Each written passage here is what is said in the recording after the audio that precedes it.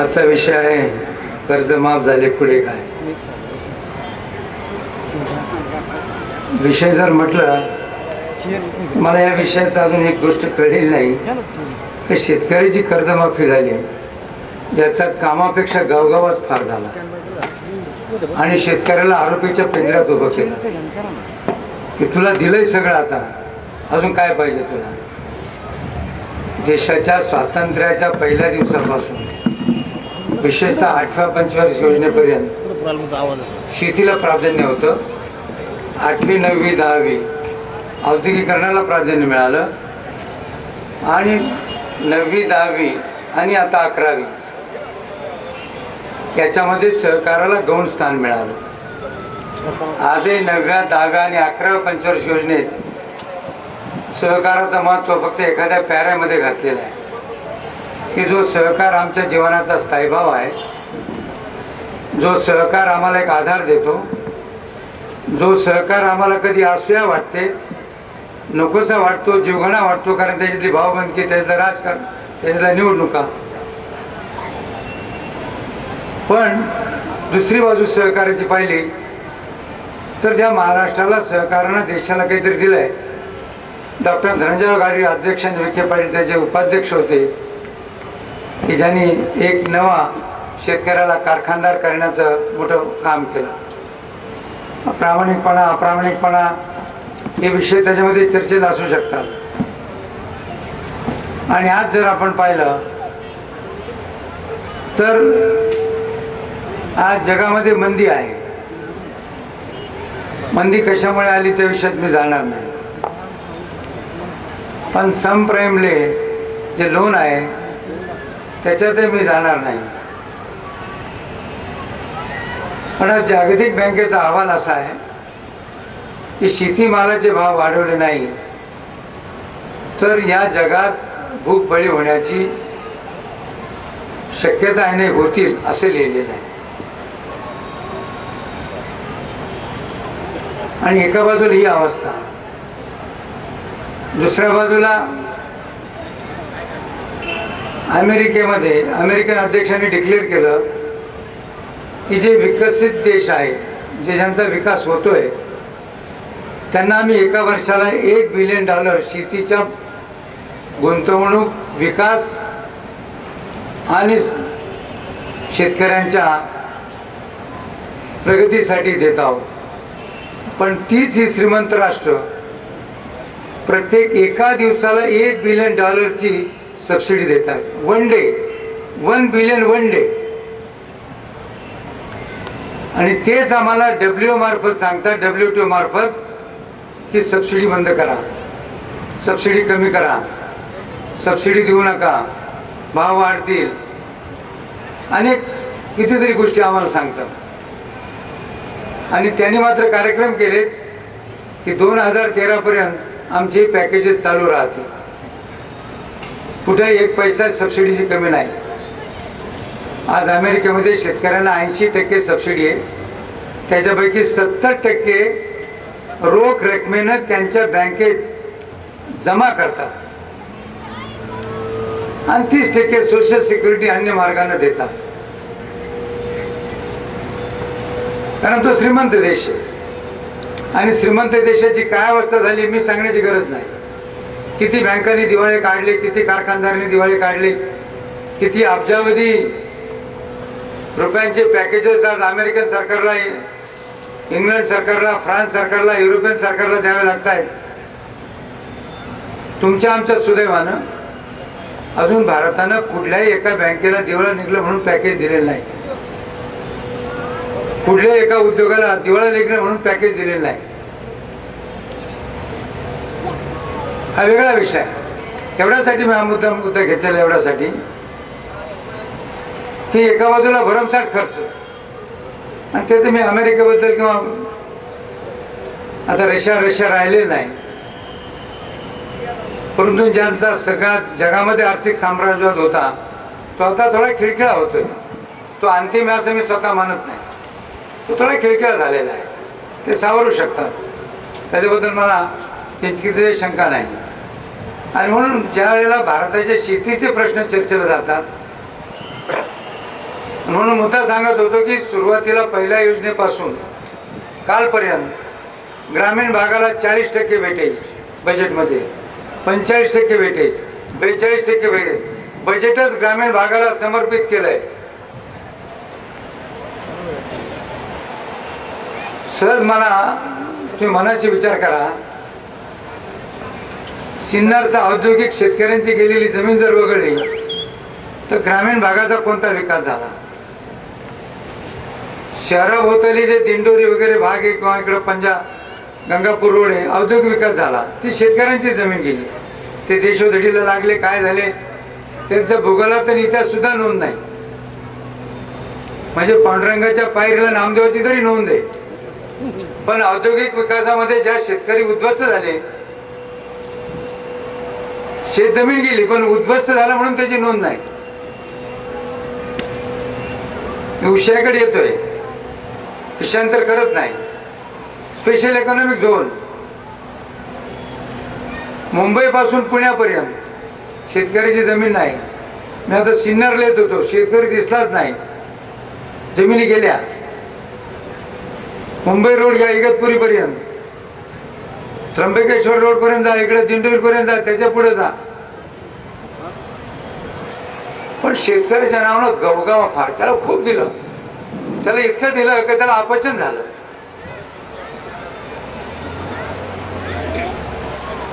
आणि म्हणून SEZ मध्ये बागायती जमीन जातात. पुढे गेले एन्व्हायरमेंट वाले, नदीतली वाळू पुसावी नव्हे. मी गेली 10 वर्ष चळवळ करतोय. पुढे गेले पर्यावरणवाले, नदीचे वाळू उपसायला काय विरोध करत नाहीत, कारण बिल्डरच्या बिल्डिंग आणि भांडवलदारांचे पैसे निर्माण होतात ना. SEZ का नाही? बागायती जमीन जातात, हिरवळीच्या जमीन जातात. पुढे गेले पर्यावरणवाले, का? मुंबईजवळ नवी मुंबई उभी राहते ना, पण छोटस धरण व्हायचं असेल तर पर्यावरणवाले सगळ्या ताकदीनिशी उभे राहतात, कारण तिथले शेतकरी पण तिथं असतात आणि सगळे पक्ष एकत्र येतात.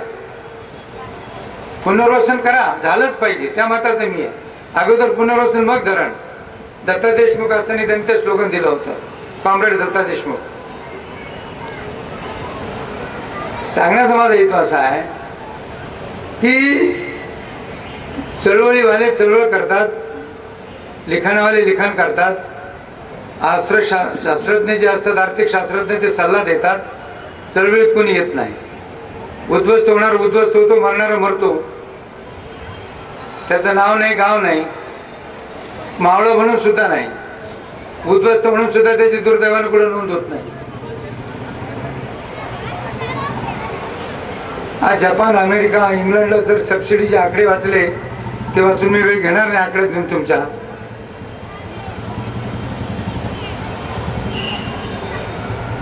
या उद्योग जगतामध्ये ज्या दिवशी उद्योग जन्माला आला त्या दिवसापासून चांडक साहेबांना माझ्यापेक्षा अधिक चांगली माहिती त्या विषयाची. असले कोणी बँकर तर त्यांना माहिती, असले कोणी सारडासारखे उद्योजक तर त्यांना माहिती.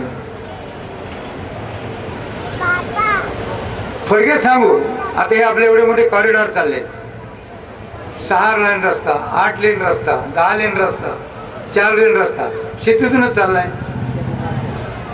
मी साधी सूचना केली होती रोजगाराच्या निर्मितीतून, ज्या शेतीतून रस्ते चालले, रस्ता प्लॅन झालाय, त्या शेतकऱ्यांच्या मुलांना मिस्त्रीचं शिक्षण द्या, म्हणजे रस्त्यावरचे मिस्त्री तरी होतील बेटबिगार होण्यापेक्षा. तुम्ही पर्यटन स्थळाला जमीन ऍक्वायर करता, विमानाला करता, त्यांना शिक्षण द्या. ITI उघडा, मोबाईल ITI उघडा. मी त्या पक्षात होतो तिथं नेहमीच बोलत आलोय, पार्लमेंटमध्ये बोलत आलो, नाही जागा. मी जेव्हा अमेरिकेचा रिपोर्ट वाटत होतो तेव्हा असं लिहिलंय त्याच्यात की तिथं शेतकऱ्यांचं प्रतिनिधित्व सगळ्यात जास्त असल्यामुळं शेतकऱ्यांची बाजू उचलून धरली जाते. भारतात, महाराष्ट्रात शेतकऱ्यांचं प्रतिनिधित्व जास्त आहे, कोणत्या शेतकऱ्यांची बाजू उचलून धरली जाते? आता तर प्रश्नच मिटला नाही. या डिलिमिटेशन कमिशनमुळे शहराचं प्रभुत्व वाढणार आहे. खेड्यांचं प्रभुत्व कमी होणार लोकप्रतिनिधींचं. आता तर तक्रार करायचा प्रश्नच येत नाही. ज्याला भरपूर प्रतिनिधित्व होतं तीच मंडळी ही सगळी धोरण आखणारी आहे. विषयी जड असून तर काही असो. आणि म्हणून एक सर्वांगीण जराचा व्यापक विचार केला तर शेतकरी हा कुठे उभा आहे. शेतकऱ्यांचे वाली एवढे झालेत, पाठीराखे एवढे झालेत की तो भांबावलाय. कोणत्या दिशेने भाव हे त्याला कळत नाही. चारी बाजूला त्याचे पाठीराखे दिसतात, पण ते पाठीत मारतात का पोटात मारतात त्याच्याच लक्षात येत नाही. ते विविध पक्ष असतील, आमच्यासारखे पुढारी असतील, त्याला कळतच नाही. इतके पाठीराखे झाल्यामुळे त्याचा प्रश्न सुटतच नाही, मार्गी लागतच नाही. शेतीच्या पाण्याचा प्रश्न घ्या ना.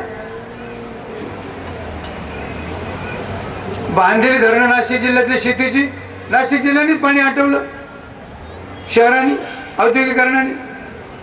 पुण्यातली बांधलेली धरणं पुणे शहराने सगळं पाणी खाल्लं. जायकवाडी धरण 91 किलोमीटरचा कालवा 51 किलोमीटरवर आलाय. 40 किलोमीटर गेलं ना पाणी. सगळं शेतीच्या नावासाठी, सगळं शेतकऱ्यांच्या नावासाठी, सगळं ग्रामीण भागाच्या कल्याणासाठी, भल्यासाठी. चव्हाण साहेबांनी भाषण केलं, यशवंतराव चव्हाणांनी, कोयना धरण निर्माण झाल्यावर सोलापूरला, की कोयनेची वीज अगोदर शेतकऱ्याच्या दारात येईल, ग्रामीण भागाच्या झोपडीत येईल, मग मुंबईला जाईल. चव्हाण साहेब गेले, वीज मुंबईलाच गेली, खेड्यात नाही आली.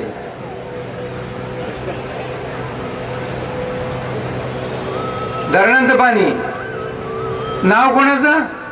खेड, शेतकरी कल्याण. शेतकऱ्याचं काय कल्याण विचारचं एक कारण आहे का? जे काही थोडे साखर कारखाने निघाले, शेतकऱ्यांनी काढले, माझ्यासारख्या एखाद्या मूर्खासारखा वागत असेल सोडून द्या, त्याच्यावर तुम्ही टीका करा. 1-2च मिनिटं मी सहकारी चळवळीसाठी घेणार आहे. चायनाचं उदाहरण त्याच्यामध्ये आहे. सहकारी चळवळीमुळं जे ग्रामीण भागामध्ये पायाभूत सुविधा निर्माण झाल्या, त्याच्यामध्ये काहीतरी रोजगार निर्माण झाला की नाही. जिथं सहकारी कारखानदारी नाही, ॲग्रो प्रोसेसिंग इंडस्ट्री टाटाची होती, डहाणूकरची होती, इकडे मालेगावला दोशीची होती, आणि सहकारी होती. फरक करा. कारण चायनाचा अनुभव असा आहे की शेतकऱ्यांना शेतीतून मिळालं जादा उत्पन्न तिथं निर्माण झाल्यामुळं ग्रामीण भागात एंटरप्रिनरशिप म्हणजे उद्योजक वाढले, आणि ग्रामीण भागामध्ये एक वेगळ्या प्रकारचा रोजगार नॉन फार्म सेक्टरमध्ये निर्माण झाला. निफाड घ्या, नाशिक घ्या, कोणताही घ्या, तिथं नॉन फार्म सेक्टरमध्ये रोजगार निर्माण झाला की नाही? झालाय ना.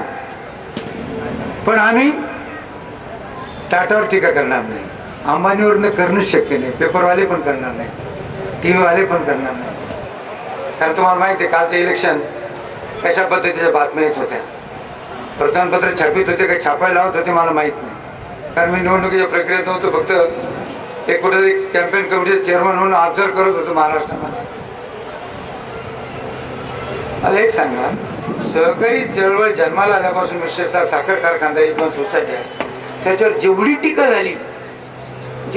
झाली तेवढी कुठल्या तरी एका कॉर्पोरेट सेक्टरवर झाली का? जो शोषण करतो त्याच्यासाठी सरकारला कामगारांनी आंदोलन केले, कामगारांचे कायदे करावे लागले, कामगार गोळ्या घालून खाऊन मेले. सूर्यासारखा अजूनही कवी जिवंत आहे, नारायण सूर्यासारखा. का बरं? विचार करा ना, आत्मचिंतन करा ना. म्हणजे कॉर्पोरेट सेक्टर इतकं सोशल समाजाभिमुख काम करत आहे, त्याच्यात काही दोष नाही. सगळं समाजासाठी, स्वतःसाठी काहीच नाही. जी माणसं आपल्या बायकोला 250 कोटीचं विमान घेतात ते सगळं समाजासाठी.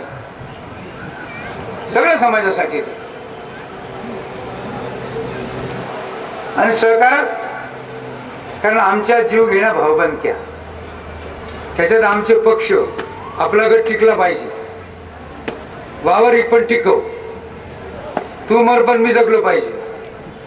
आमचं पुढारीपणे असे विचित्र आहे, आगीत तेल ओतणार. मुद्दा सोडून देऊ चर्चेचा, मुद्दा सांगत होतो, सहकार्यात दोष असेल तर काढा ना. निर्माण सहकारी चळवळ ज्या धनंजय गाडगिळांनी सामाजिक अभिसरणाचं जर साधन म्हणून म्हटलेलं आहे, एवढी टीका त्याच्यावर. तरी पण चूक बरोबर मतभेद असू शकते, एवढ्या टीकेतही नामोहरण न होता लोकांनी ती चळवळ कशी तरी टिकवली. एवढे गेले 10 वर्ष जागतिक सुधारणा कार्यक्रम चालू आहे. जागतिक सुधारणा कार्यक्रम.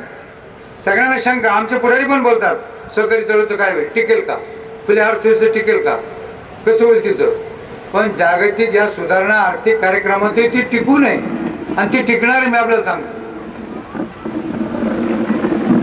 ती टिकणार आहे का, तिथं शेतकऱ्याला काहीतरी शाश्वती मिळालेली, शाश्वती किमतीची मिळालेली आहे. शेतकऱ्याच्या किमतीबद्दल काय बोलायचे, काही लोकांनी स्टडी केले. कापसाची किंमत म्हणजे जेवढा खर्च येतो, स्वातंत्र्यापासून आतापर्यंत कापसाचा खर्च 11 पट वाढला, किंमत फक्त 6 पट वाढली.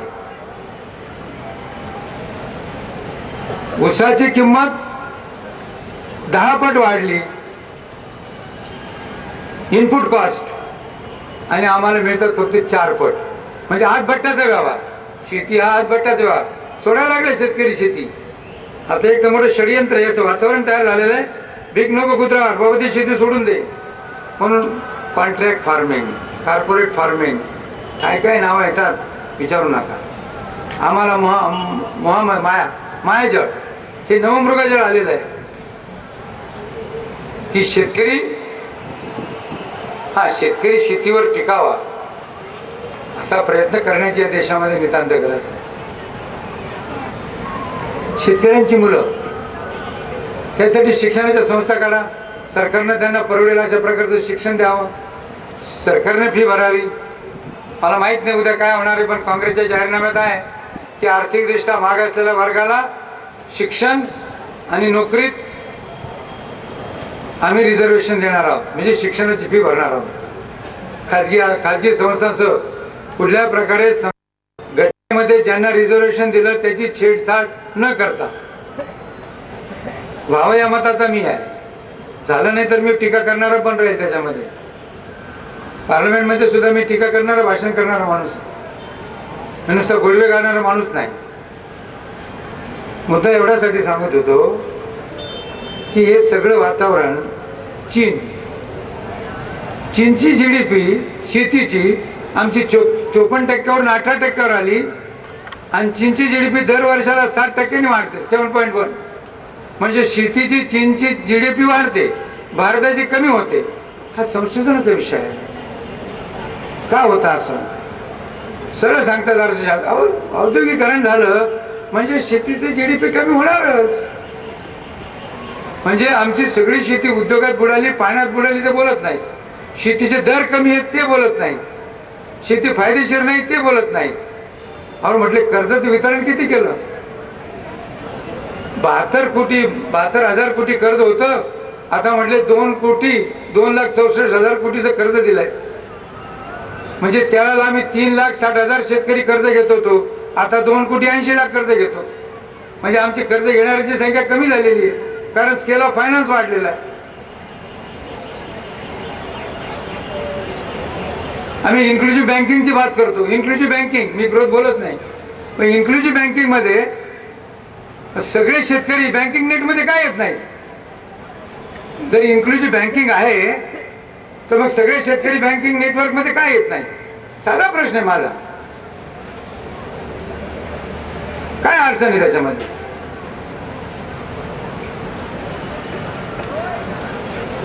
पण सगळ्यात सोपं काम. शेतकऱ्याला सगळे सल्ले देतात, टेक्नॉलॉजी नट वापर. ते टेक्नॉलॉजी वापरलीच पाहिजे, त्याला काही इलाज नाही, ते केलंच पाहिजे. मी नगर जिल्ह्याचा एक सर्वे केला की एक गाव, मी एका गावात गेलो, सहज नेहमी जातो त्या गावात. 21 वर्ष तिथं शून्य आणेवारी, 21 वर्ष दुष्काळी गाव आहे. तुम्ही मला सांगा, 3 महिने पगार नाही झाला तर दुकानदार उधार देत नाही, हेटपाटी घालतो. ज्या गावात 21 वर्ष पाऊसच नाही पडला त्यांनी जगायचं कसं? साधा प्रश्न आहे. मी नगर जिल्ह्याचा अभ्यास केला होता, माझ्या लक्षात असं आलं की 480 गावं अशी आहेत तर तिथं 20 वर्षापेक्षा जास्त काळ दुष्काळ, 600 गावं 15 वर्ष दुष्काळ. म्हणजे मी जेव्हा ते अभ्यास केला आणि पाहिलं आणि प्राईम मिनिस्टरकडे गेलो, हीच फाईल आहे ती. त्यांना मी म्हणायचो, नेहमी बोलायचो, वाजपेयी असल्यापासून आदरणीय वाजपेयीची पासून की शेतकऱ्यांचं कर्ज माफ केल्याशिवाय गत्यंतर नाही. लोकांचा ठेका ठरलेला, सवय घाण लागेल, शेतकऱ्याचे कर्ज फेडणार नाही, माफ करणं चुकीचं आहे. तो ठेका आजही आहे. उद्योजकांचा मुद्दा या निमित्तानं पुन्हा घेतो. उद्योजक तोट्यात येतात, बँकेचं कर्ज फिटवा म्हणून आपण रिशेड्युलिंग करतो की नाही चांडक साहेब? रिशेड्युलिंग करताना काही मुद्दल काही व्याज माफ होतं की नाही? एकदा दोनदा 3-4 वेळा आपण रिशेड्युलिंग करतो की नाही? का? राष्ट्रीय उत्पादन कमी होता की नाही? रोजगार टिकला पाहिजे, बेरोजगारी निर्माण होता कामा नये. गेल्या 1 वर्षामध्ये सगळ्या बँकांनी मिळून 1,21,000 कोटीचं रिशेड्युलिंग केलेलं, म्हणजे व्याज मुद्दल मिळून त्या उद्योजकाला तो उद्योग व्हायबल व्हावा, म्हणजे आमचं औद्योगिक युनिट किफायतशीर व्हावं, नफ्यात यावं म्हणून बँकेनं दिलेल्या 1,21,000 कोटीच्या सवलती, जे बँकिंग लॉ मध्ये सिक्रेट क्लॉज आहे, किती माहिती द्यायची नाही पार्लमेंटला सुद्धा. हा कुठला सिक्रेट कायदा?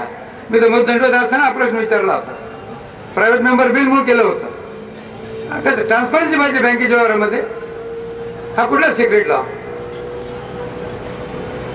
ह्याच्यावर पंतप्रधानांनी स्वतः हे सगळे पाहिलं ते म्हटलं, हाऊ द पीपल्स आर सर्वायव्हिंग. बँकेचे, रिझर्व्ह बँकेचे व्हाईस काय तुम्ही म्हणता ते गव्हर्नर, डेप्युटी गव्हर्नर, ते आले, त्यांनी 11 गावाला भेटी दिल्या. ते मला विचारत होते, पाटील साहब 16 साल इस गांव में बारिश नहीं होके आया, लोग जीते कैसे? मैंने बोला, आपने तो लोग रहते देखा है वहां, कैसे जीते? पण कर्ज माफी झाल्याबरोबर काय भन्नाट काम सुरू झालं. सगळ्यांना वाटलं का आता शेतकरी सगळे प्रश्न सुटले. काही लोक तर 7-12चा उतारा कोरा करायला पण निघाले, म्हणजे पुन्हा कर्ज काढायचं कारणच नाही कधी. कारण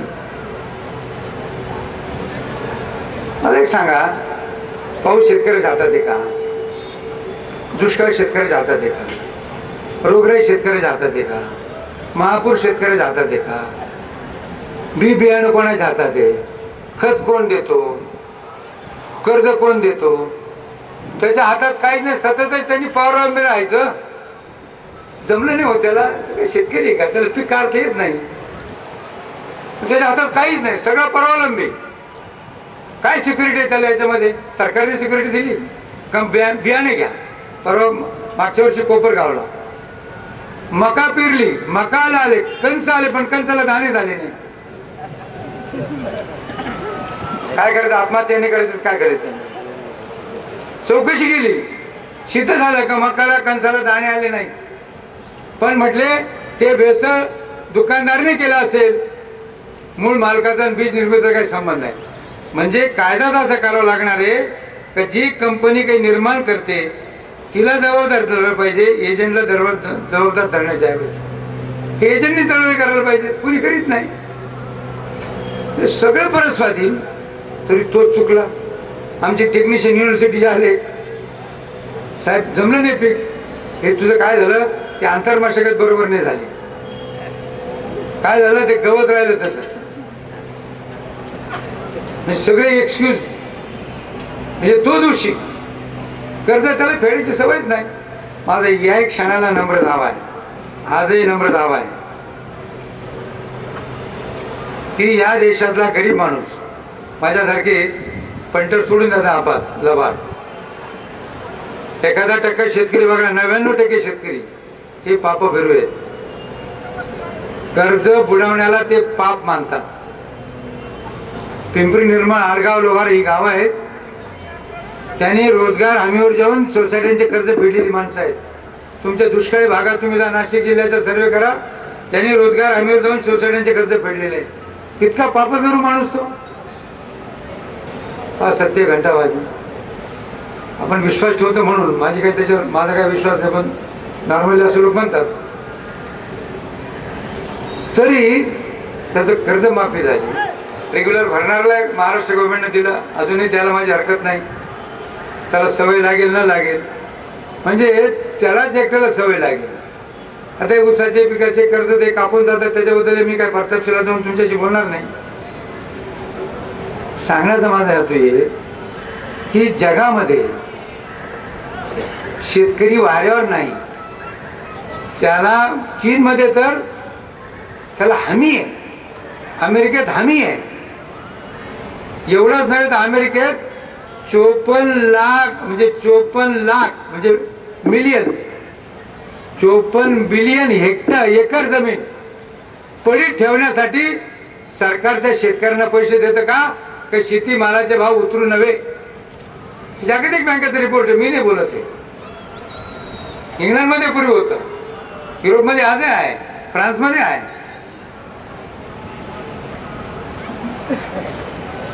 म्हणजे तिथं ती शेती पडीत ठेवण्यासाठी पैसे शेतकऱ्याला देतात, आणि जो पिकवतो त्याला शेतकऱ्याचं पीक चांगलं आलं आणि नफा जरी झाला तरी शेतकऱ्याची जी 70% रक्कम द्यायची ती कॅश अमेरिका मागे घेत नाही.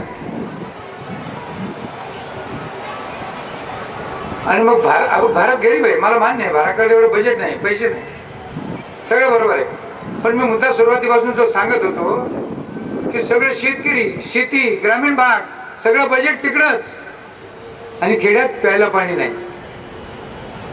ती बाई अजूनही 5 किलोमीटरवरून हांडा वाहते. दुष्काळी डोंगरी भागात तर मुली पण देत नाहीत लवकर, आमच्या मुलीला आयुष्यभर पाणी व्हावं लागेल म्हणून. अमेरिकेमध्ये सगळ्या देशात शेतीची पायाभूत सुविधा केलेली आहे, पायाभूत शेतापर्यंत रस्ते गेलेले. इथं मोठ्या रस्त्यांची गरज आहे, पण खेड्यात शेतीचा माल नाशिक येण्यासाठी, हायवे येण्यासाठी तर रस्ता लागेल ना. चायनामध्ये 100% पब्लिक स्पेंडिंग, सरकारच्या खर्चानं सगळे ग्रामीण भागातले रस्ते केलेत. मी स्वतः चायनाला जाऊन आलेले, खेड्यात जाऊन आलेलो, आजही चालू आहेत काही ठिकाणी. 100% BOT वगैरे काही नाही. 66 वर्षाच्या स्वातंत्र्यानंतरही खेड्यातले रस्ते हायवेला जोडण्याची स्कीम, प्रधानमंत्री सडक योजना. आजही या ठिकाणी शेतीत पिकलेला माल मार्केटमध्ये येण्यापूर्वी नुकसान वगैरे होतं. हमाली, भाडं, तोडं, त्याची हेलपटे. मी परवा एक हिशोब काढला, परवा एक आग्रह लेख लिहिला होता, रिफॉर्म म्हणजे आर्थिक सुधारणेनंतर शेतीची काय अवस्था आहे. त्या बँकेतून कर्ज घेताना त्याचे हेलपटे सगळे जर धरलं ना तर त्याला 33% व्याज पडतं राष्ट्रीयकृत बँकांचं, आणि कोऑपरेटिव्ह बँकांचं 24% व्याज पडतं. हा अभ्यास आहे. हे भंपक सारखं मी आपल्याची कृपा करून माफी मागून बोलत नाही. अजूनही आमचे बँकर त्याला ओळखत नाही, तो रिलायबल कस्टमर आहे म्हणून. कारखानदाराचं 3 वेळा रिशेड्युलिंग करतील, 4 वेळा मॅप करतील, पण त्याला ओळखतील, त्याला नाही ओळखत. हा आमचा मानसिकतेचा फरक आहे. कोऑपरेटिव्ह बँकांनी लबाड असतील पण अँसरेबल तरी आहेत. सरकारी बँका आहेत अनसरेबल, कॉर्पोरेट सेक्टर पार्लमेंटला अनसरेबल आहे काय, असेंब्लीला अनसरेबल आहे काय. ट्रान्सपरन्सी ट्रान्सपरन्सी ट्रान्सपरन्सी पारदर्शकता पारदर्शकता कोऑपरेटिव्हला लागूच असले पाहिजे, सरकारला लागूच असले पाहिजे. Right to information. Corporate sector कसा ताळेबंद बदलावतात मला माहिती मिळावी, देतील का तुम्हाला. पण इथल्या एका पत सोसायटीचा ताळेबंद कसा केला मला माहिती द्यावीच लागेल. Right to information. त्याचा राजकारणासाठी उपयोग होतो, संस्था बांधण्यासाठी होत नाही, तो पाणउतारा काढण्यासाठीच होतो. पारदर्शकता कुठं, कोणासाठी, किती समाजासाठी. अरे जे मुळात पारदर्शक आहेतच असा माझा दावा आहे. जे पारदर्शक नाहीत त्यांची पारदर्शकता वाढली पाहिजे.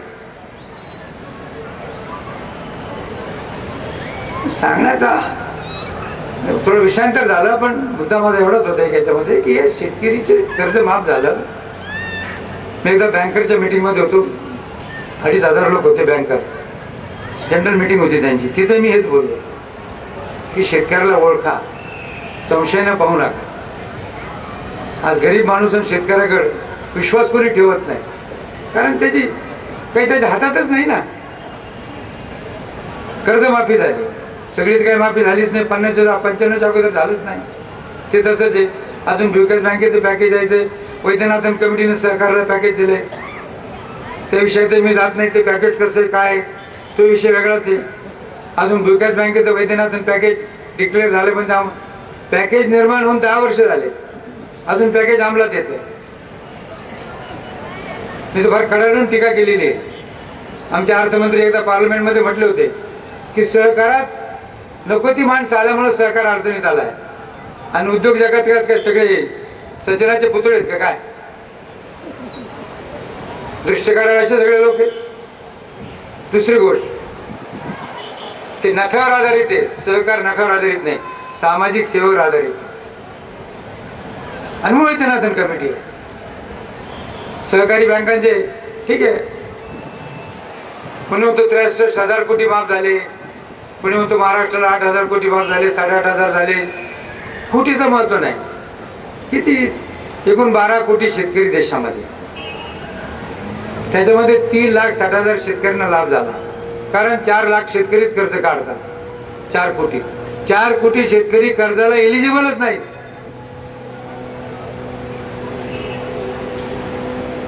आणि 4 कोटी त्यांना कर्ज लागत नाही असं नाही, पण ते सावकाराकडे जाण्याला पसंत करतात बँकेकडे जाण्यापेक्षा. या देशात मनी लँडरचा मोठा व्यवहार आहे. ब्रिटिशांच्या काळात कायदा झाला होता, आजही तो कायदा अस्तित्वात आहे. बँक थकली असेल तर शेतकऱ्याचं कुठलीही उत्पादनाची साधनं जप्त करू नये, तो अजून कायदा आहे. अजून बँका जप्त करतातच इंजिन, मोटर.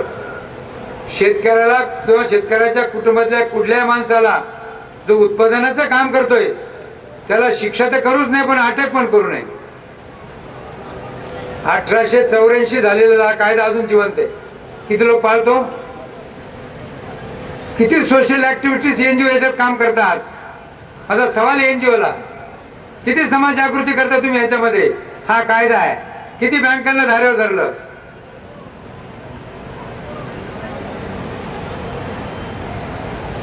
ते अजूनही शिफारस कायम आहे की ज्यावेळेला अशा काही शेतकऱ्यांच्या जबाबदारी येतात, वाढतात, त्यावेळेला सरकारनं त्या जबाबदाऱ्या उचलल्या पाहिजे, स्वीकारल्या पाहिजे. आणि मी सांगत नाही, शिवाजी महाराजांचे अभ्यासक जे आहेत, बकरी वाचलेले आहेत, त्यावेळेला महाराजांनी नापिकी शेतकऱ्यांचं कर्ज माफ केलेलं आहे. नुसतं माफ नाही केलं, बिनव्याजी दिलं. नुसतं दिलं नाही, पुन्हा नापिकी बैल द्या, अवतं द्या, नांगर द्या, सगळं द्या, छळू नका. उत्पन्न आलं तर कितवा हिस्सा घ्यावा त्या बकरीत दिलं मी सांगत नाही. तो लाखाचा पोशिंदा, शेतकरी लाखाचा पोशिंदा, पोटात उपाशी. मला गेले 10-20 वर्ष दावा आहे, लेख लिहिलेला आहे. शेतकरी हा सगळ्याला सबसिडी देतो. मी आपल्याला सांगू इच्छितो, जो मनुष्य उत्पादन खर्चापेक्षा कमी भावात विकतो, सरकारला विकतो, ग्राहकाला विकतो, तो देतो सगळ्याला सबसिडी. ही subsidize to everybody, every human being in the country. आम्ही त्याला 2 रुपये 3 रुपये खताची सबसिडी. खतात सबसिडी काय शेतकऱ्याला आहे काय?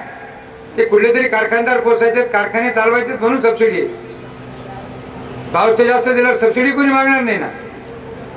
विजेला सबसिडी, पाण्याला सबसिडी. पाणी मुळात मिळतच नाही, वीज 10 तास मिळत नाही, 8 तास मिळत नाही. मराठी भाषेत बोलत म्हणजे 8 तास विजेत 15-25 झटके. ती रात्रबाईला शेतीला वीज मिळते. कोणासमोर दुःख टांगायचं आम्ही? इथं जर 3 रात्रीला वीज नसली, पत्रकार सगळे शहरात राहतात, मला माफ करतील, लगेच बातम्या येतात. तो बिचारा 8-8 दिवस 3-3 दिवस अंधार आहे तो. पण बजेट ग्रामीण भाग, शेतकरी, शेती, शेतमजूर सगळं तिकडंच चाललं. तो अंधारात उपाशी. त्याचे कैवारी आम्ही राहतो शहरात, दिमाखात, तो अंधारात. म्हणजे वडील ते नेहमी म्हणायचे, हे जे लोकप्रतिनिधी निवडून येतात ना, यांनी ज्या गावात निवडून आला, ज्या वाडीत निवडून आला तिथंच राहायला पाहिजे, त्याशिवाय त्याचे दुःख त्याला समजणार नाही. आणि मला अभिमानानं सांगायला हरकत नाही की मी, वडील, मी, माझे मुलं, नातू सुद्धा गावातच राहतात. आता दोन्ही बदललं. माझ्याबद्दल इथं बरंच काय सांगितलं, दोनच गोष्टी खरं सांगितल्या. ही उंचीला कमी आहे हे खरं आहे, मी साधा राहतो हे खरं आहे, बाकी सगळं खोटं आहे. मला लावलेलं सगळे विशेष नाही, ते काही खरं नाही काही. कारण आता पाहुणा आल्यानंतर चांगलं बोलावंच लागतं त्यांना सुद्धा, हळद मीठ लावून बोलावंच लागतं. सांगण्याचा माझा हेतू वेगळा आहे की शेतकऱ्याला तुम्ही अशा पद्धतीचं एक वातावरण तयार करावं लागेल की उद्योगासारखं तो पुन्हा थकबाकीत जाणार नाही. कर्जमाफी केली म्हणतात शेतकऱ्यांची. अरे शेतकऱ्यांचं किती कर्ज आहे या देशावर? शेतकऱ्यांचंच कर्ज असं मानणार मी माणूस आहे. एकदा मी चिदंबरमशी बोलत होते, मद्रासला भाषण केलं की not wave the loan on the farmers. म्हणजे आम्ही शेतकऱ्यांच्या ऋणातून मुक्त व्हायचा प्रयत्न केला, आम्ही शेतकऱ्यांचं ऋण माफ केलेलं नाही, माफ केलेलं नाही. खरं आहे ते. किती कर्ज आहे? लाखाचा पोशिंदा, उपाशी राहून पोचतोय, जमिनी लुबाडतात तरी पोचतोय, सावकार नागावतात तरी पोचतोय. कारण जमिनी त्याची लाईफ लाईन आहे, त्याचा असेट आहे. विकास बँका होत्या पूर्वी, कर्ज गेलं, फिटलं नाही, थकबाकीत गेला, जमिनीचा लिलाव निघाला तरी तो शेतकरी जमीन कसायचा, त्या जमिनीवर जगायचा. नाव भूविकास बँकेचं. आत्महत्या होत नव्हत्या. गेले 12 वर्ष मी प्रयत्न करतोय, भूविकास बँक रिव्ह्यू करा, 20 वर्षाचं कर्ज द्या, शेतकऱ्याची आत्महत्या थांबते. एक तर कर्ज फिटू शकत नाही, शेतकरी, शेती नफ्यात येत नाही. नफ्यात आल्यामुळे शेती नफ्यात आल्याशिवाय, म्हणून सुरुवातीला उदाहरण छोटस दिलं, सगळे कारखानदारी जरा बरी येते, ऊसाची, द्राक्ष बरे पिकतात, म्हणून तिथे उद्योजक वाढलेत ना. छोटे छोटे बरीट असेल, कुंभार असेल, कुणी असेल, कितीतरी कुटीर उद्योग वाढलेत. आणि आता नवीन उद्योग आलाय आपलं एक्सपोर्ट शेतीचं. 21% 12% आले. आणि रिअलायझेशन 6.9 वरून 7.9 वरून 60% आले. एक्सपोर्ट आम्ही कसा करतो शेतीचा? हे निसर्गाचा जुगार आहेच, पण आम्ही राज्यकर्ते सुद्धा शेतकऱ्याला जुगारी ठेवतो. कांद्याचे भाव वाढले, बंद एक्सपोर्ट. 3 रुपये कांदा. कारण आम्ही शेतकऱ्यांची कैवारी ना, सगळे पुढे गेले सगळे. गव्हाचे भाव वाढले, एक्सपोर्ट बंद. साखरेचे भाव वाढले, एक्सपोर्ट बंद. साखरेचे भाव वाढले, आयात चालू. कांदा आयात चालू. आयात करायला माझी काहीच हरकत नाही, आयात करावं या मताचा मी आहे. पण निदान सरकारनं लाईटच्या बटनासारखे होते, कधी बटन बंद करायचं, लाईट सुरू करायचं, कधी बंद करू, लाईट बंद होतं. आयात 1 मिनिटात बंद, निर्यात 1 मिनिटात चालू, 1 महिन्यात. आज जगामध्ये भारताच्या शेतीमालाच्या आयात निर्यातीवर, निर्यात आयात करणाऱ्या देशांचा विश्वास राहिला नाही. ही आमची आज अवस्था आहे.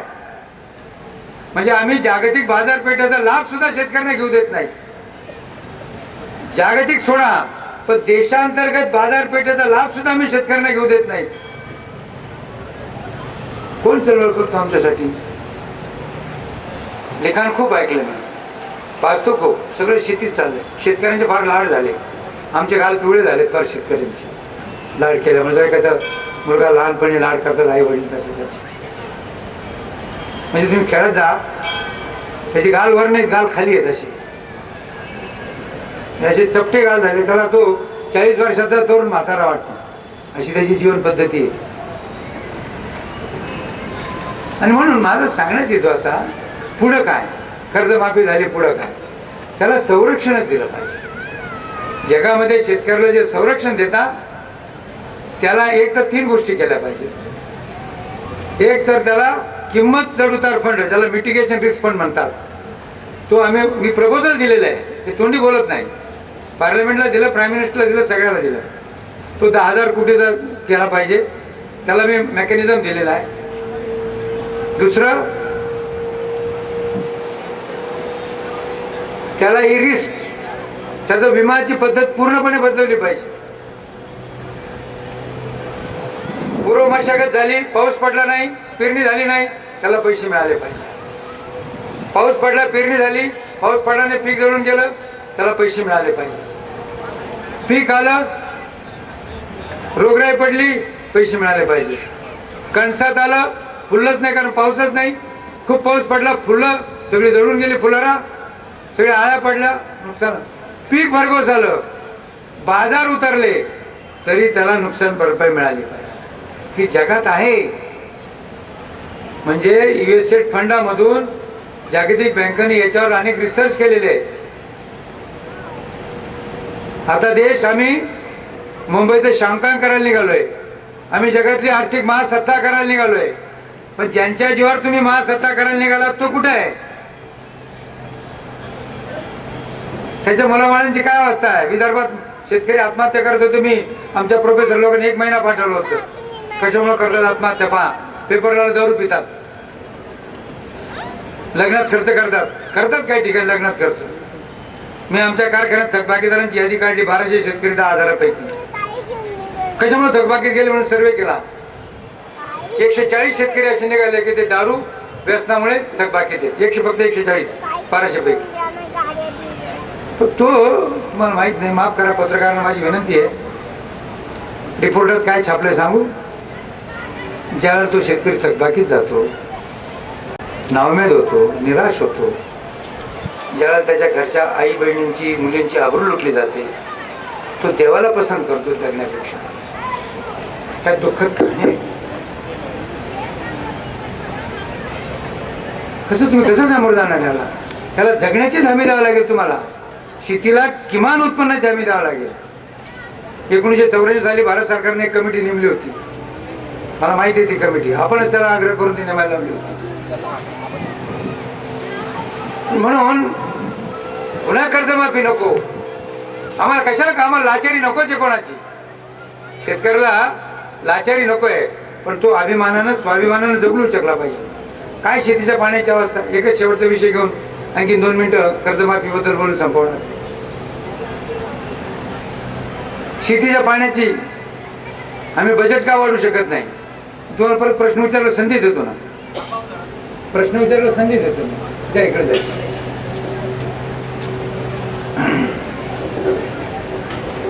एखाद्याच लांबल माझं भाषण, काही राजकारणात असल्यामुळे भाषण करायची सवय पण थोडीशी. मुद्दा मी एवढ्यासाठी सांगत होतो की त्याला जगण्याचं सोशल सिक्युरिटी. काय शेतकऱ्याला सोशल सिक्युरिटी सांगा बघा. आज 80% शेतकरी हा अल्पभूधारक अत्यल्पभूधारक आहे, तो शेतमजूर आहे. मी ज्याला लेख लिहिला होता की शेतकरी हा शेतमजूर आहे, तेव्हा पागे साहेबांनी मला नगरला आले, सांग म्हटले कुठं शेतकरी आहे. पळवणं म्हणून काय होती, आम्ही पाझर तलावर गेलो, सगळ्या बायाने पुरुष शेतकरी होते 90%. त्यांनी फरमान काढलं की जे शेतकरी दुष्काळी कामावर येतील, रोजगार मिळून त्यांना वेतमान देऊ नये, त्यांना पुन्हा ते सर्क्युलर परत घ्यावं लागेल. उपजीविकेचं साधन काय? त्याला साधनच नाही उपजीविकेचं काय. आणि विषय पुष्कळ लांब आहेत, गुंतागुंतीचे आहेत. मी काय फार लांबला तर आपल्याला नेणार नाही. माझं सांगण्याचं येते एवढंच याच्यामध्ये की त्याला जगण्याची हमी दिली पाहिजे. त्याचं पीक किफायतशीर होईल असं त्याला किंमत दिली पाहिजे. आणि मग प्रश्न येतो ग्राहकाला काय भावाने द्यायचं. ग्राहकाला सरकारने सबसिडी देऊन दिलं पाहिजे ना. आता रेशन दुकानात साखर जाते, ते रेशनवाल्याला मिळतच नाही, ते आमच्यासारखेच नापास करतात.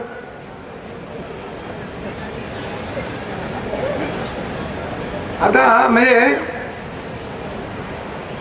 जे ग्राहक, जे कमकुवत घटक आहेत, जे दारिद्र्यरेषेखालचे लोक आहेत, ज्यांचे आर्थिक उत्पन्न कमी, आर्थिकदृष्ट्या मागासले, त्यांना सरकारने स्वस्त दिलं पाहिजे ना. तिथून पैसा खर्च केला पाहिजे. प्रोक्युरमेंट, किमान किंमत म्हणजे मिनिमम सपोर्ट प्राइस, म्हणजे रिझनेबल प्राइस नाही, सपोर्ट प्राइस. त्याच्यापेक्षा तांदूळ कमी किमतीत आंध्रामध्ये परवा पंजाबमध्ये खरेदी केला गेला आणि ते सगळ्या राज्यात नाही. आपली जर मागणी अशी आहे, सरकारने ते स्वीकारलं अर्धवट, की किमान किंमत असताना जर बाजारात जास्त किंमत असेल तर सरकारनं जास्त भावानं ते प्रोक्युरमेंट केली पाहिजे, तिजोरीतून पैसा खर्च केला पाहिजे आणि ग्राहकाला कमी भावात दिला पाहिजे. आज जगामध्ये धान्याची टंचाई आहे. शेवटचा एक म्हणजे पहिलाच मुद्दा पण एक मुद्दा राहिला होता, फूड सिक्युरिटी.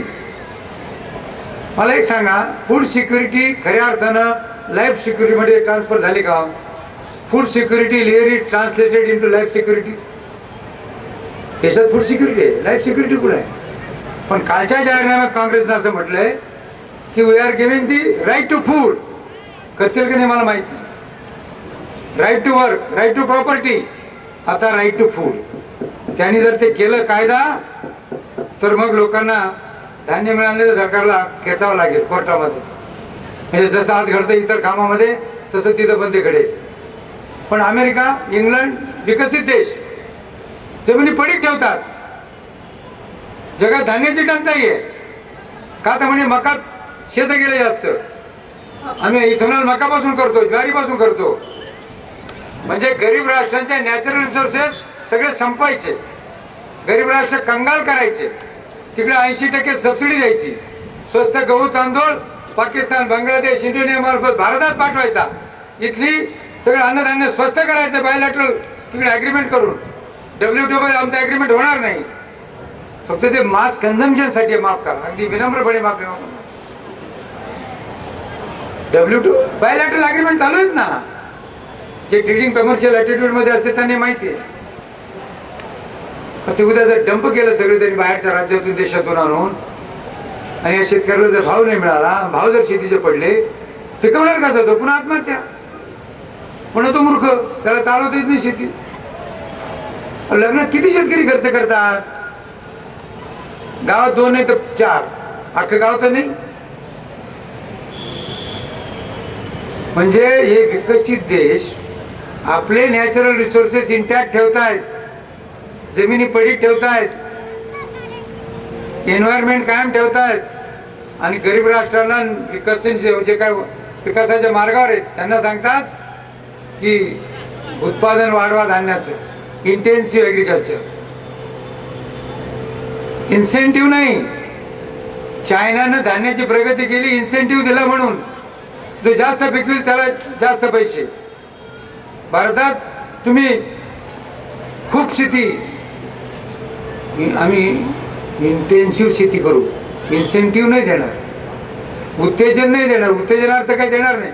शेती तुम्ही मेहनतीने खूप करा, 3-3 पिकं करा, शेतीची प्रतवारी घाबरली. एकरी उत्पादन घटलंय. खरं भारताच्या शेतीपुढे चॅलेंज आहे की एकरी उत्पादन वाढलं पाहिजे. शेतीला विश्रांतीच नाही, एकरी उत्पादन वाढणार कसं? आणि म्हणून भारतानं सुद्धा शेती या सगळ्या धोरणाचा फेरविचार करण्याची गरज आहे की भारतानं हे नॅचरल रिसोर्सेस शेतीसारखे फार सांभाळून वापरले पाहिजे, पाण्यासारखे रिसोर्सेस सांभाळून वापरले पाहिजे. आपली मागणी काय शेतीच्या पाण्याची? की सगळे मिळून 480 TMC पाणी, कोकणात जे 2500 TMC पाणी आहे त्याच्यातलं फक्त 400 TMC पाणी, गोदावरीमध्ये 180 TMC पाणी, आणि अन्य ठिकाणी असं 400 TMC पाणी फक्त आपण कोकणातलं घाटावर जर आणलं, पूर्ववाहिनीमध्ये आहे. काही नद्यांचे तपशिलाचे प्रश्न आहेत, काही गोदावरीला काही मुद्दा नाही, ते काही याच्यामध्ये नाही आहे, ट्रायब्युनलमध्ये नाही आहे. पण कृष्णेमध्ये आहे. कृष्णेत काही प्रश्न आहे, तो वेगळा विषय पाण्याचा. हे पण आम्हाला करावं लागेल. पाण्याची शाश्वती शेतीला मिळाल्याशिवाय काय करणार? परदेशात जे आम्ही उदाहरणं देतो, अमेरिकेतून मी जाऊन आलो, शेती कशी सुंदर आहे. अरे 12 महिने पाऊस पडतो का? सतत हिरवळ असते. तिथं स्प्रिंकलर चालवाच लागत नाही, तिथं बारा द्यावाच लागत नाही, तिथं फ्लड इरिगेशन माहीतच नाही. तिथं 300 फुटावरून बोरमधून पाणी काढायचं. वीज महाग, शेतीला किंमत नाही मालाला. आणि म्हणून माफी करण्यापेक्षा मी एक प्रपोजल असं दिलेलं आहे, शेतकरी कधीच थकबाकी जाऊ नये म्हणून देऊ शकतात. पहिल्या वर्षी दुष्काळ पडला तर त्याला दुसऱ्या वर्षी कर्ज द्या, काही त्याच्याकडनं वसूल करून घेऊ नये. दुसऱ्या वर्षी काही असं नैसर्गिक आपत्ती आली तर त्याचं व्याज माफ करावं पहिल्या आणि दुसऱ्या वर्षाचं. तिसऱ्या वर्षाला पडला तर तिसऱ्या वर्षाचं मॅप आणि मुद्दल माफ करावं. अशीच आपत्ती आली तर 4थ्या वर्षाला पुन्हा त्याचं पहिल्या वर्षात राहिलेलं मुद्दल माफ करावं आणि 5व्या वर्षाला माफ करावं. म्हणजे मी माफ हा शब्द चुकीचा आहे, त्याला डेट रिलीफ म्हणतात, टेक्निकली डेट रिलीफ. सगळ्या ब्रिटिशांचे मी गॅजेटेस पाहिले आणि मी परवा इकॉनॉमिक टाइम्सला जो लेख लिहिला होता पॉलिटिकल इकॉनॉमिक विकलेला, तो डेट रिलीफच शब्द वापरलेला आहे. म्हणजे आम्ही थकबाकीत गेलेल्या शेतकऱ्यांना आधार देतो, त्यांना आम्ही जीवनासाठी काही देऊ इच्छितो, लाचारी म्हणून नव्हे. व्यवहार हा शब्द चुकीचा आहे, रिलीफ. नाहीतर दरवेळेला पुन्हा शेतकरी माफी मागणार. आणि ते म्हणून उद्योगामध्ये जसे इनबिल्ट सिस्टीम असते त्याच पद्धतीनं शेतीमध्ये सुद्धा इनबिल्ट सिस्टीम कर्जाची यायला पाहिजे. आणि ते बँकांनी. आणि आपल्याकडे गंमत कशी आहे की राज्याने दुष्काळ जाहीर करायचा, मग बँकांनी आणेवारी काढायची, मग त्यांचं रिशेड्युलिंग करायचं शेतीचं. उद्योगाला आणेवारी जाहीर करावं लागत नाही. मंदी आली रे आली का RBI सर्क्युलर सुद्धा काढत नाही. मंदीची बातमी आली, आर्टिकल आले का बँका लगेच रिशेड्यूल करतात सगळ्या कर्जाचं. Unit should become viable to repay the loan. त्याच्याकरता काय माफी द्यायची द्यायची, कारण माफी परिचय म्हणून, मग त्याला काही रिलीफ द्यायचं, फॅसिलिटी द्यायची द्यायची. तशा पद्धतीनं आपल्याला सुद्धा शेतीला ती इनबिल्ट सिस्टीम द्यावी लागेल. छोटी शेती आहे, कॉन्ट्रॅक्ट फार्मिंगचे प्रश्न आहेत. कार्पोरेट फार्मिंगला तर माझा सक्त म्हणजे ठार विरोध आहे. कार्पोरेट फार्मिंगला माझा पाठिंबा कंडिशनल आहे की कारखानदारांनी सगळं पुरवायचं, शेतकऱ्यांनी किंमत ठरवायची, किंमत कमी हो जास्त हो त्यांनी निम्मा माल शेतकऱ्यांनी द्यायचा कारखानदाराला, आणि जर वाढली किंमत तर निम्मा माल वाढलेल्या भावाने शेतकऱ्याला जर मिळाला तर, कारण तो ठरलेला भाव नाही, तर मग कॉन्ट्रॅक्ट फार्मिंगमध्ये शेतीमालाची किंमत अशी ठरली पाहिजे की ती उत्पादन खर्चावर आधारित पाहिजे. कॉन्ट्रॅक्ट फार्मिंगमध्ये जर उत्पादनावर आधारित शेतीमालाची किंमत असली तर मग काही कशाची गरज नाही, तर ते होणे शक्य नाही. त्या देशाला ती सवय लागायची अजून. आणि म्हणून गरीब माणसाची सरकारला काळजी घ्यावीच लागेल, त्याला सबसिडी द्यावीच लागेल. गेले 5 वर्ष असं म्हणतात की किंमत न वाढवता लोकांना रेशन दुकानातून धान्य देण्याचे प्रयत्न झाले. तर असे बरेच विषय आहेत. मी काही तसे नोट्स पुष्कळ आहेत, मी काही तुम्हाला त्या नोट्समध्ये लिहून त्रास देत नाही. पण हे जे अमानुष कृत्य होतं बँकांच्या मधून, त्याला सरकारी अधिकाऱ्यांना माझी विनंती आहे की कुठली उत्पादनाचे साधनं जप्त करणं हे गैरकानूनी आहे. त्याला अटक करणं हा अमानुष आहे. ते तर म्हणजे अटक करणाऱ्याला शिक्षा कायद्यामध्ये. शेतकरी उत्पादन काढत असताना त्याला अटक केला तर उत्पादनाचे नुकसान होते, म्हणून कायद्यात त्याला नुकसान भरपाई मिळाली पाहिजे आणि अटक करणाऱ्याला शिक्षा. पण आमच्या शेतकऱ्यामध्ये जागृती नाही. आम्ही सगळे पुढारी राजकारणाच्या नादी लागलेलो आहोत. कोण पुढे जाईल, कोण मागं राहील, कोणाला पुढे घालायचं, कोणाला मागं लागायचं. पण ज्यांच्याकडे बुद्धिवादी वर्ग आहे आमच्यातला काही अर्थशास्त्रज्ञ झालेले आहेत. आता बुद्धिवादी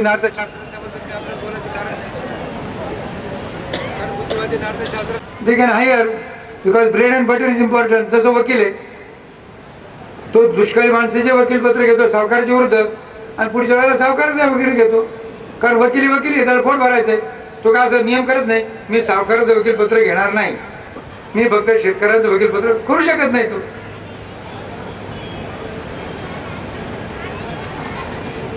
अशा ह्या अवस्था आहेत. आणि म्हणून माझी आपल्याला विनंती आहे, 7-12चा कोरा कोणी उतारा करण्याचा प्रयत्न केला तर तो होणे नाही, तो करू नये. फक्त शेतकऱ्याला शेती किफायतशीर होईल, तो शेतीवर टिकेल, जगेल, राहील. आणि ते राहण्यासाठी शेवटचा 3 मिनिटात मुद्दा सांगतो की त्याच्या मुलांना तो मी टच केला होता शिक्षणाचा, व्यावसायिक शिक्षण आणि शेतकऱ्याला शेतीची टेक्नॉलॉजी करण्यासाठी मदत. मग ती एक्सपोर्ट टेक्नॉलॉजी असेल, ती इम्पोर्ट टेक्नॉलॉजी असेल, ती त्याची शेती सुधारण्याची टेक्नॉलॉजी असेल, ती वेअर हाऊसिंगची टेक्नॉलॉजी असेल, ती पोस्ट हार्वेस्टिंग टेक्नॉलॉजी असेल, अशा ज्या काही टेक्नॉलॉजी वेगवेगळ्या असतात त्यामध्ये पण त्या शेतकऱ्यांच्या मुलांना ट्रेन केलं पाहिजे. कुणी आम्ही याच्याकडे फार लक्ष देत नाही. संस्था खूप निघाल्या, शिक्षण खूप वाढले, पण ते अशाच प्रकारचं आहे की ते सगळं व्यावसायिक आहे, त्या मुलांपर्यंत जाणं शक्य नाही. आणि ते काही मला वाटत नाही ते काही होईल. त्यामुळं पुढचा वाटचाल अशीच करावी लागेल की शेतकऱ्याला पुन्हा कर्जमाफी करावी लागणार नाही, शेतकरी पुन्हा थकबाकी जाणार नाही. त्याच्यासाठी त्याच्या उत्पादनाला त्याला संरक्षण, दीर्घकाल आयात निर्यात धोरण, इन्क्लुझिव्ह बँकिंगमध्ये सगळे शेतकरी बँकिंग नेटमध्ये आले पाहिजेत. जे बँकिंग नेटमध्ये इलिजिबल नाहीत ते इलिजिबल कसे होतील हे सरकारनं त्यांना मदत करून ते इलिजिबल केले पाहिजेत. त्याच्यासाठी वैद्यनाथन कमिटी आहे, पण ती वैद्यनाथन कमिटी अपुरी आहे, कारण त्या विषयात मी आपल्याला जाणार नाही. असंच या विषयामध्ये 3-4 माझे सुझाव आहेत.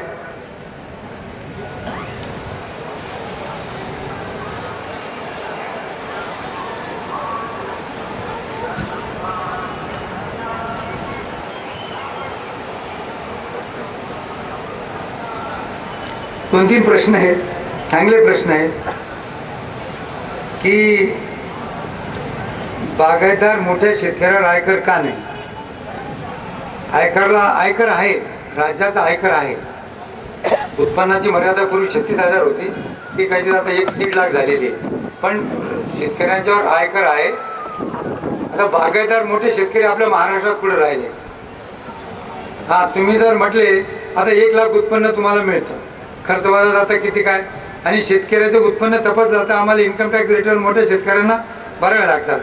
शेतकऱ्यांचा सहकार होऊ नये हा मुद्दा मला मान्य आहे. सहकारी सभासद त्याचं कारण सांगतो मी, विषयात जाणार नाही. सहकारामध्ये सरकारी हस्तक्षेप फार झाला. सहकारी चळवळ ही राजकीय चळवळ झाली आणि माझ्या ताब्यात जो सत्तेवर जाईल तो, ती सभासदाची चळवळ ठेवली नाही.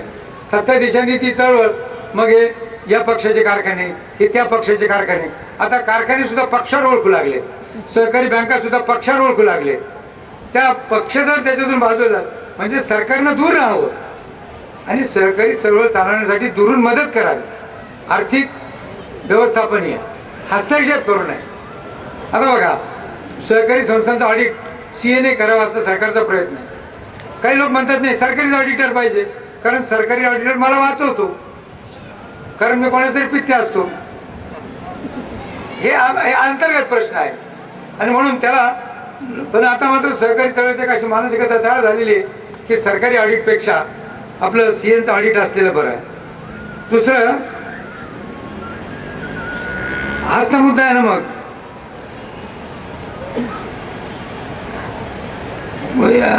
भारतात परदेशातून सरकार गहू येतो. खरं गहू आयातीची गरज होती की नाही हा वादाचा विषय आहे. नंतर तो गहू बंद झाला यायचा. कोण तुम्हाला चांगलं गहू देणार, ते जनावरला का. असं आहे, मी एकदा रशियाला गेलो होतो आणि रशियाला गेल्यानंतर ते अमेरिकेतून गहू आयात केला होता. अमेरिकेतून आलेले गहू रशियन लोक त्यांच्या जनावरला घालत नव्हते. मी त्यांना विचारलं का नाही घालत, ते म्हटले आम्ही भारतात पाठवण्यासाठी पण आलो. कारण म्हटले अमेरिकेच्या लोकांनी जर गावात विष टाकलं तर आमच्या जनावर काय मरतील. हे दिस आर द फॅक्ट. म्हणून इथं भाव वाढून द्या, काय गरज नाही अमेरिकन गहू आणायची. या वर्षात असं म्हणतात का मागच्या वर्षापेक्षा जास्त उत्पादन होणार आहे, ते आत्महत्या तुम्ही शेवटी बोलतो. दुसरं आहे तुमचं गोदावरी फॅक्टरी. आता गोदावरी फॅक्टरी विकली आपण, ती बाहेर पण गेली, ती काही दुसरी तिथं चालू होणार नाही. आपला प्रयत्न होता का तिथं दुसरा ॲग्रो प्रोसेसिंग उद्योग सुरू व्हावा, पण ती जमीन करमशीबाईच्या मालकीची असल्यामुळं ती काही ती जमीन द्यायला तयार झाली नाही. त्यामुळं तो काय कारखाना तिथं. आणखीन तुमचा एक मोठा आत्महत्यानंतर घेतो. बँकेच्या राष्ट्रीयकरणाप्रमाणे शेतकऱ्यांचं शेतीचं राष्ट्रीयकरण काय करू नये. शेतीचं राष्ट्रीयकरणाने प्रश्न सुटणार नाही. असं आहे की या देशात 2 विचार आहेत. एक समाजवादी विचार जो कम्युनिस्टांचा विचार आहे, समाजवादी, साम्यवादी समाजवादी, की त्यांनी शेतीचं राष्ट्रीयकरण केलं, शेतकऱ्यांचे प्रश्न सुटले नाहीत. दुसरा भांडवलदारी अर्थव्यवस्था आहे, त्याच्यात मोठे शेत आहेत पण शेतीचे प्रश्न सुटलेले नाहीत, शेतकऱ्यांचे प्रश्न सुटलेले नाहीत. तिथे आज म्हणजे 10-10, 20-20 लाख एकर, लाख एकराची शेती असून सुद्धा तिथं शेतकऱ्यांना 70% कॅश रक्कम सबसिडी द्यावी लागते आणि तिथं लक्षावधी एकर शेत जमीन पडीक ठेवावी लागते. ह्या ज्या काही समाजवादी साम्यवादी देश आहेत तिथे शेती मोठी आहे, तिथे अकाउंटेबिलिटी नसल्यामुळे ते काही शक्य झाले नाही. म्हणून चीननं मधला मार्ग स्वीकारला. चायनानं आता खाजगी शेती सुरू केली, जो उत्पादन जास्त कडे झालं इन्सेंटिव्ह द्यायचं उत्पादनावर, आणि तिथं आता खाजगी शेती यशस्वी झाल्यामुळं शेतीचा GDP हा गेले 5 वर्ष चायनाचा वाढतोय आणि उद्योगाचा कमी होतोय. तेव्हा असते. कल्पना करा, त्या मॅडम कामा ह्या काही धर्माने हिंदू नव्हत्या, पारशी होत्या, म्हणजे झोरोस्ट्रियन होत्या. त्यांच्याबद्दल मातृवत बातम्या आणि जाहिरातींसाठी संपर्क साधा. सर्वांच्या सोबत, पहिला मजला, Harsora park, fire brigade office समोर, शिंगाडा तलाव, नाशिक. Phone number 250 21 70 250 21 71.